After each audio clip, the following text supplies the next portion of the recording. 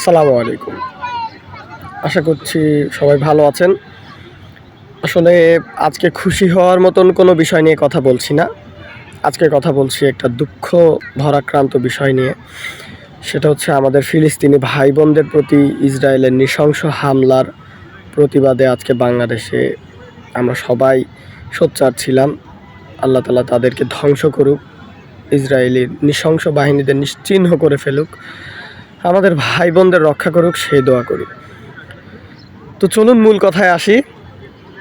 মূল কথা হচ্ছে গতকালকে জামশেদ মজুমদার একটি পোস্ট করে তার ফেসবুক পেজে।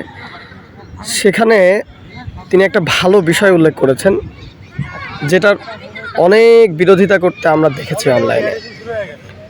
তিনি একটা বিষয় ক্লিয়ার করে বলেছেন, সেটা হচ্ছে ফিলিস্তিনদের প্রতি আমাদের যাদের হৃদয় রক্তক্ষরণ হচ্ছে, আমরা তারা কি সালাত আদায় করেছি কিনা। তিনি এই কথাও বলেছেন, না সালাত আদায় না করলে যে অন্যায়ের বিরুদ্ধে প্রতিবাদ করা যাবে না এরকমটা না, কিন্তু যারা সালাত আদায় করে না, যারা দিনের প্রতি দায়িত্বশীল না, তাদের দিয়ে যে আসলে মুসলিম জাতির কতটা উপকার হবে তিনি এই সন্দেহ পোষণ করছেন। তার সাথে আমি সম্পূর্ণ একমত।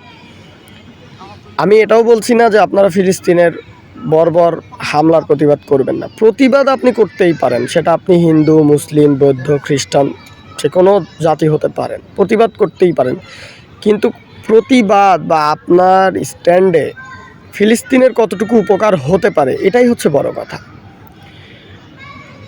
আমি এই যে প্রতিবাদ করছি, এতে ফিলিস্তিনের যতটা না উপকার হবে, আমি যদি আল্লাহ তাআলার কাছে সালাত শেষে দোয়া করি, যেহেতু বাংলাদেশ থেকে আমাদের ফিলিস্তিনে এই মুহূর্তে সরাসরি কোনো কিছু করার সুযোগ নেই।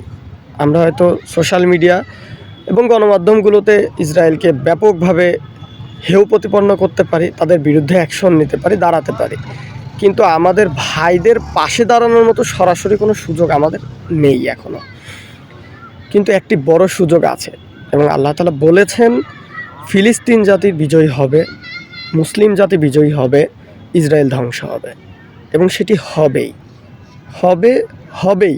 আপনি আন্দোলন করলেও হবে, আপনি ঘরে বসে থাকলেও হবে, কিন্তু একজন মুসলিম হিসাবে আপনি মোটেও ঘরে বসে থাকতে পারেন না। আমাদের যথাসাধ্য প্রতিবাদ করতে হবে, যথাসাধ্য আমাদের ভাইদের পাশে দাঁড়াতে হবে। কিন্তু বিষয়টি এমন নয় যে আমার দিনই দায়িত্ব পালন করা বাদ দিয়ে আমি সেটি করব। এবং যখনই তিনি এই বিষয়ে কথা বলেছেন, তখনই আমাদের গায়ে জ্বালা ধরে গেছে।